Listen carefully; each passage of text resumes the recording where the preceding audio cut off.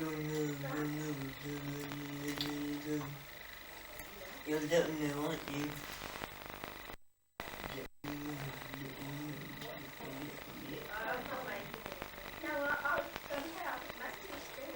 I want to ask you some questions. Oh yes. How many people were in your family? 12. There were 6 boys and 4 girls. Do you want their names? Yes. Well, there was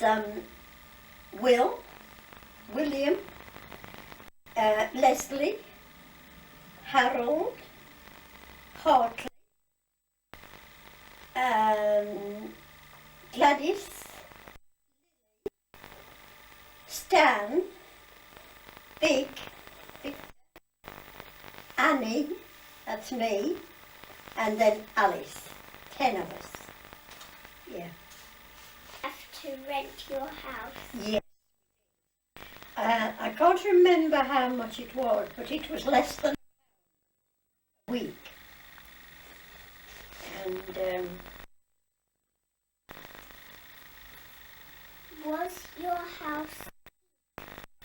well, it was really, yes, because it used to be a coach inn, and it was called the Lamb. But there were,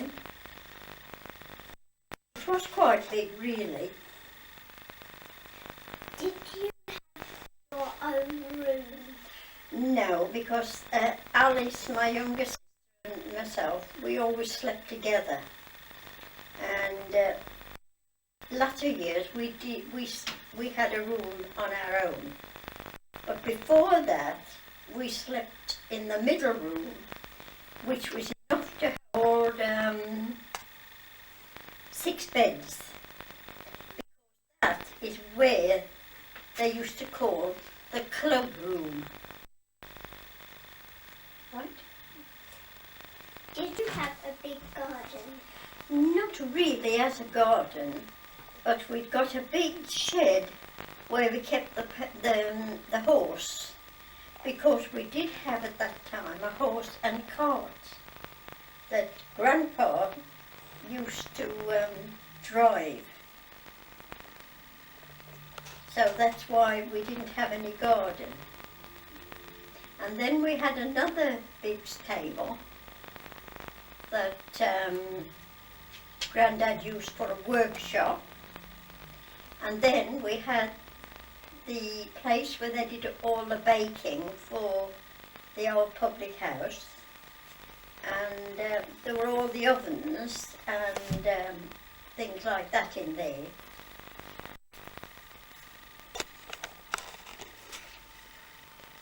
Where did you live?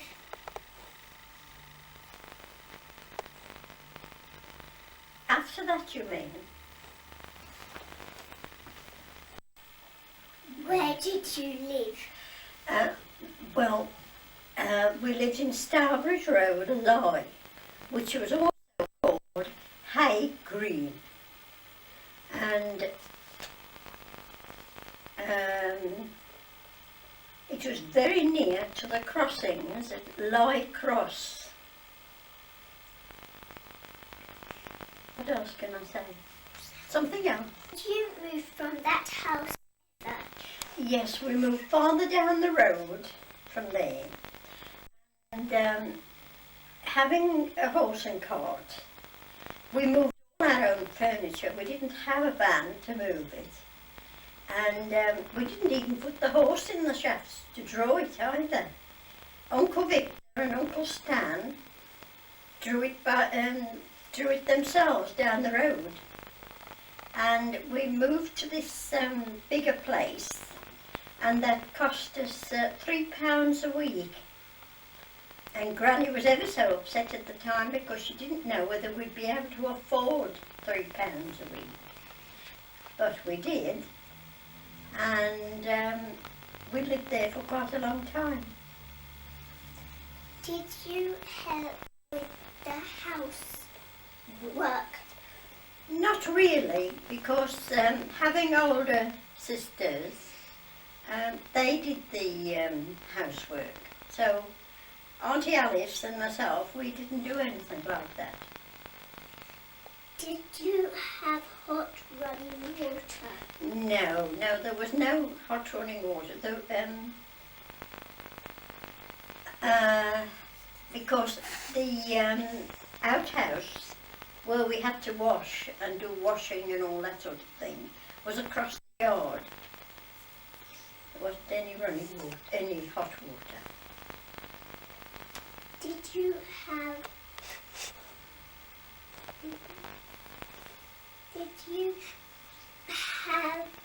electric lights?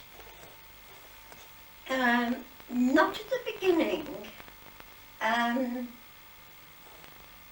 Uncle Harold was a little bit good at electric work, and he wired the whole of the house through with electricity.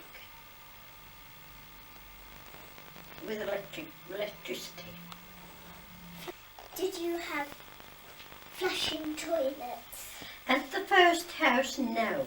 At the beginning, they were what we used to call closets, and all they were really were boards with a hole in, and you had to sit on there and be very careful you didn't fall through. And later on, they did put some toilets in, about halfway down the yard where we lived. And there were two which served 4 houses. There was Granny and Grandpa's house, then there was Sidaway's house, then there was Mr. Cross's house, and then Mr. Jones' house. And all 4 of us had to use the same toilets and take it in turns to scrub and keep them clean. How did you have a bath? Well, we used to have a big tin bath on the hearth in front of the fire, and Granny used to bath us in the big tin bath on a Friday night. And we had to have our hairs washed and our bodies, and not only us, but 2 of our friends from over the road had to be done as well, because their mummy and daddy had got a garage and they were busy, so their 2 girls had to come and be bathed with us. So there were 4 of us on a Friday night to have hairs and yourself bathed. And then after we'd all been bathed and our night clothes on, we had to sit by the fire and the others carried the bath out and emptied the bath.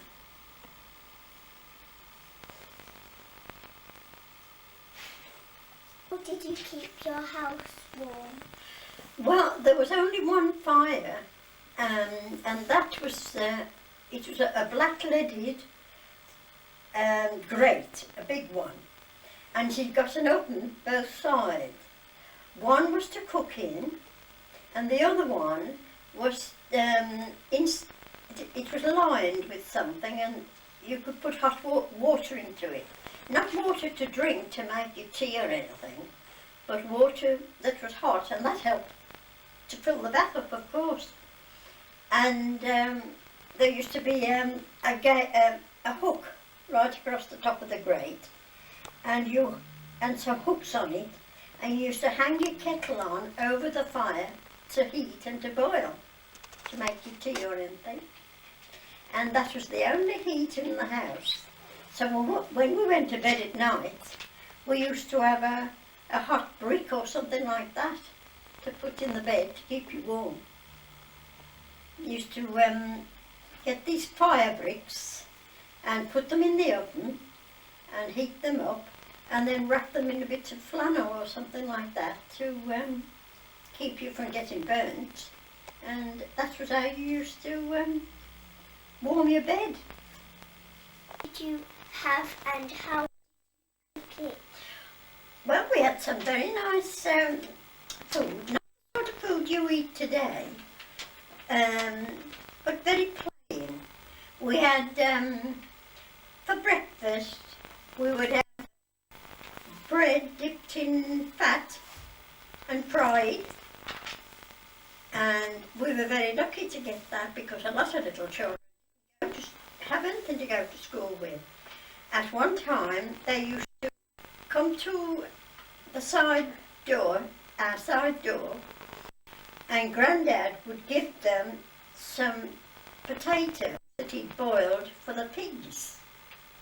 Little ones that were left, you know, that we couldn't sell. People didn't want little potatoes. And he used to boil them up for the pigs. And very often we had several little boys and girls that came and asked if they could have some because they hadn't had anything to eat. And they'd got to go to school without anything at all.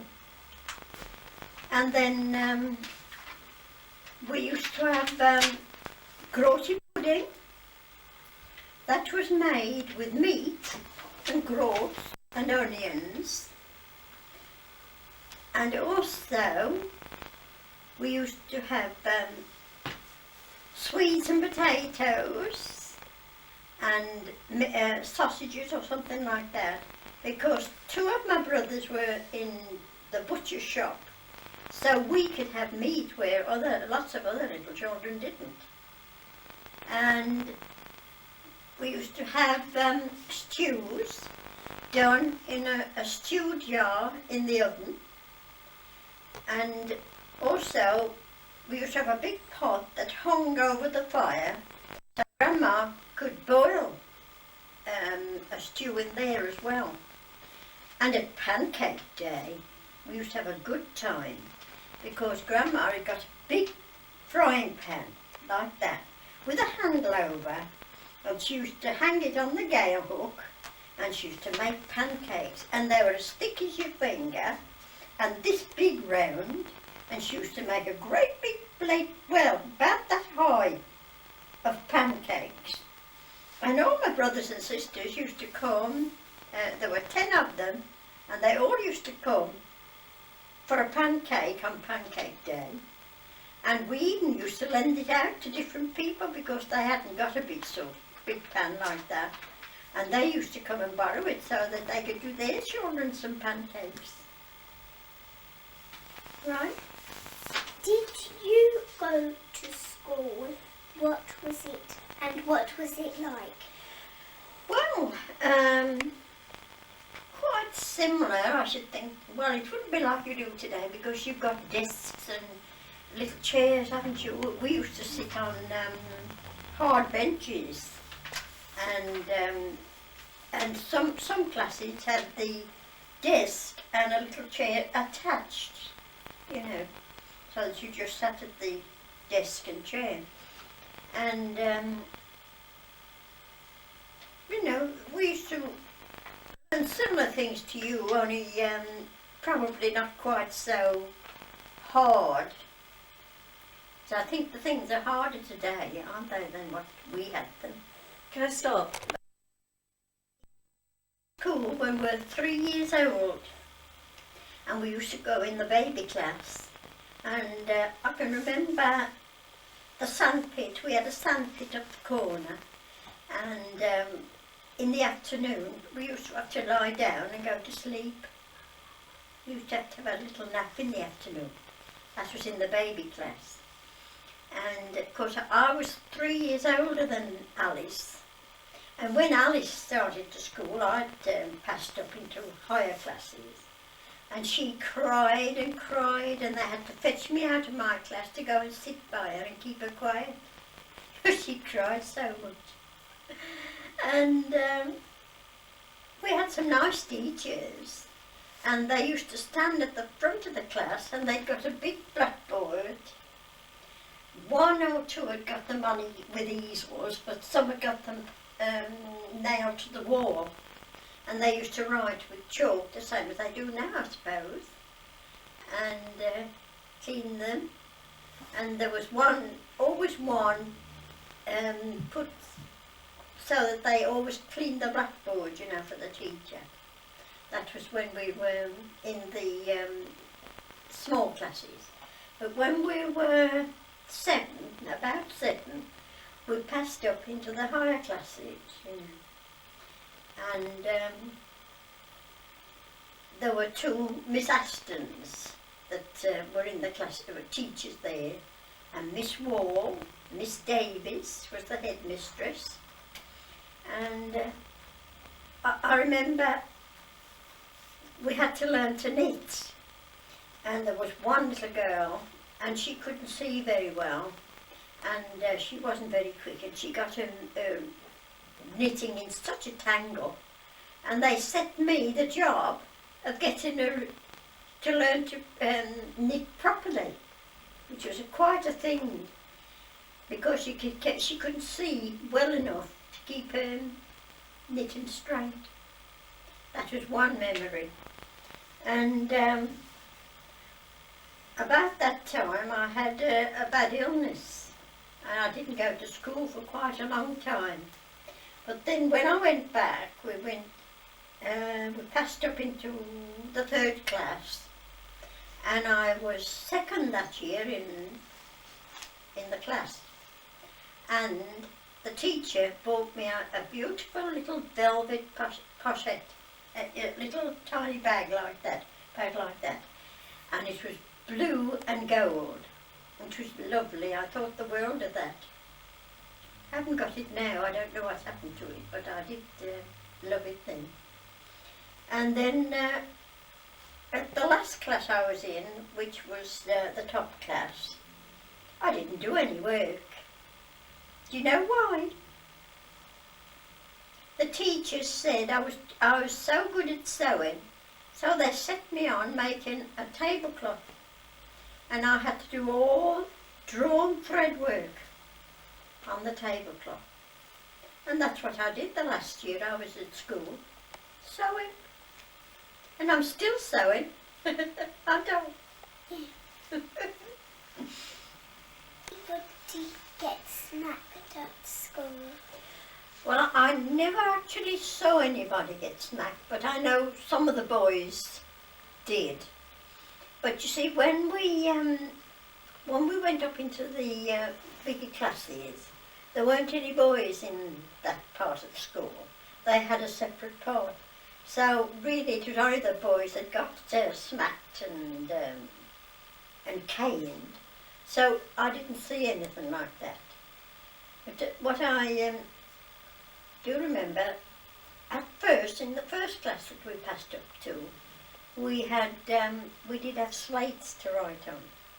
But after the 1st class, we went into the other classes. It was paper and pencils. We didn't have pens or biros, it was pencils. Yeah. Hi, my name's Dow, and I'm going to interview my grandma about World War II. And this is her. Okay. No, I was just introducing you. No, Vidal, you pull funny faces. Right, just ask a few questions to get Grandma sorted. Okay, we're keeping that bit then. No, but just... I thought we might as well start again. There's no point doing this lots and lots of Yeah, but you know, the second you start, she's going to burst out laughing. Hi, my name's Vidal, and this is my grandma, who I'm going to interview about World War II.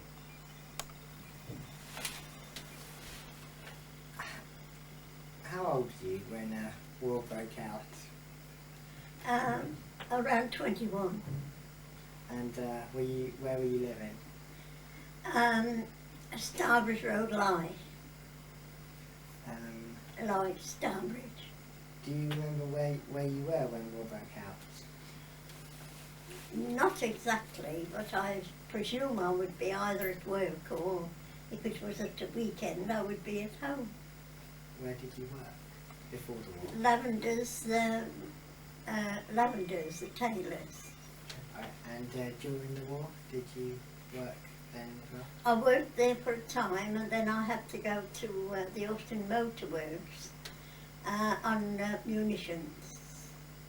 Alright, so what happened? Why did you have to change jobs? Why did I have to change jobs?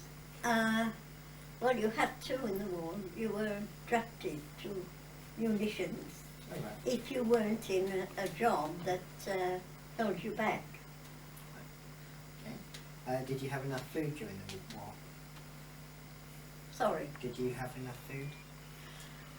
Yes, really, we did. You know, it's some things we had to go short of, such as sugar, butter, and things like that. But we had ration books, so we all had our fair share, but not very much. But it wasn't just food that was rationed, was it? There was other things as well. You have to speak up louder because I can't hear you. Like that. It wasn't just food that was rationed, was it? It was Oh no, clothing was rationed.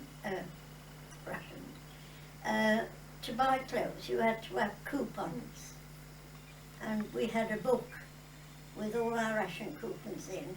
You had to give coupons for your meats and your groceries, lots of things like that.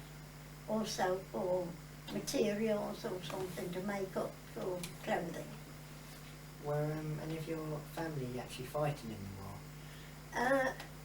Stanley, my one brother, went to this war. He was more in a cook house type of job down in the south of England. Victor at the time was eligible to go, but he was ill, and so he was more or less invalided out.